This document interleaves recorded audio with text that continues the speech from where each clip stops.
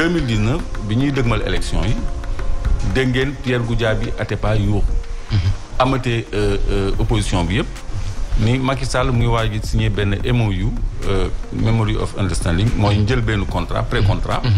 à la société turque Tosyali bi nga xam ni président am ñëwoon na fi sax en visite ak Fuat Tosyali bi nga xam ni moom entreprise boobu. Alors léegi bi coow li bëree président Macky Sall aussi tegaat dossier bi ci suuf mais comme moom fégal na muy waaj a dem gis nga bu gagné département boobu il va signer le contrat. te contrat boobu projet intégré la dafa am une mine boo xam ne réserve 1 milliard de tonnes la benn complexe sidérurgique usine buy transformé wañ yi ak benn centre de formation au métier du fer ak benn voie ferrée à grand écartement de Kédougou à Bargny et un port minéralier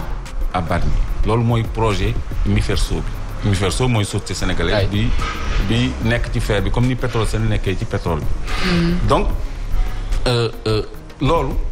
ay milliers de milliards d'enjeux ci jamono boo xam ne dañu nekk ci la guerre de l'acier xam nga dégg ngeen ñuy wax la guerre de l'acier entre États-Unis Chine ak Europe léegi Europe le président Macky Sall bëgg a positionné par Tosyali bi nga xam ne ay naar lañu naar yi ñoom dañu tàmm joxe ci suufu table bi te loolu damay bañ mu jël temps bi sax parce que dama ci am dossier bu complet depuis 2003 le président Macky Sall dem Afrique du Sud doon lijjanti ak Kumba Resources bi nga xam ne moo jiitu woon ArcelorMittal ci actionnariat bi ba indi leen présenté leen président Ablaye Wade moom moo dox lépp de bout en bout côté donc léegi en dehors de fer bi nga xam ni c'est des enjeux de plusieurs milliards beaucoup plus important que l'or parce que or bi dañ ko bradé déjà plus de 30 permis d'exploitation d'or attribué nañ ko foofu te uranium ma nga fa thorium ma nga fa minerai boo xam ne minaguñ marbre bi aussi commencé nañ ko exploiter bu yàgg par deux sociétés Segimar ak beneen société boo xam ni président Macky Sall moo continué son contrat ba noppi Segimar bi exploité marbre bi adresse am muy nekk rue 13 Derklé Darou Salam te foofu am na benn locataire bu célèbre bu fa nekkoon moom moo abrité te li mu lay wax ci décret la nekk de ci décret la nekk donc enjeu Kédougou loolu la parce que opposition bu jëlee département boobu day teg bët exact ci lépp parce que territoire bi président conseil départemental ak commission bi nga xam ne ci biir conseil départemental bi commission chargée des ressources naturelles mooy jëflanteeg compagnie minière yi nekk foofu. c'est ça. pour am seen ay retombées fiscales.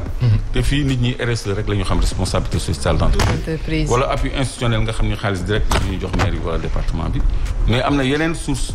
yoo xam ne prélèvement minier minimum. ak fonds de péréquation minier. c'est-à-dire bu fekkee ni Kédougou moo am or.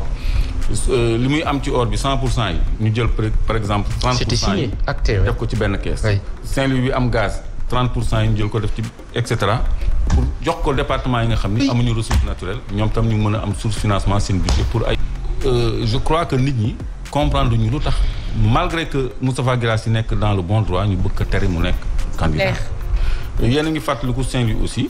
en 2014 Ahmed Fall Baraya moo gagné woon c'était évident mais dañ ko nangu ci moom mu déployer force de l'ordre yi ba ay magistrats démissionné pour jox ko Mansour Faye mi nga xam ne au sein de la commission chargée des ressources naturelles ci département de Saint-Louis te waroon nekk interlocuteur Cosmos ak BP mi nga xam ne ñooy exploiter gaz bi un potentiel de 70 000 milliards de pieds cubes de gaz 70 000 milliards de pieds cubes de gaz plan de production bi Cosmos déposé pour fin 2022 bi nga xam ne 2022 jot na ba pare 14 millions et demi de barils de mètres cubes plutôt de gaz moom moo pour revenir au département man enjeu yooyu laa gis ni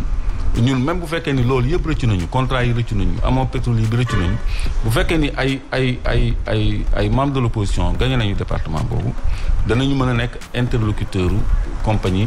minières yi ak gazières yi nga xam ne ñu ngi exploité parce que ñu ngi jëm ci suñu première gouvernance pétrolière et gazière yëral xam nañu jotali yëral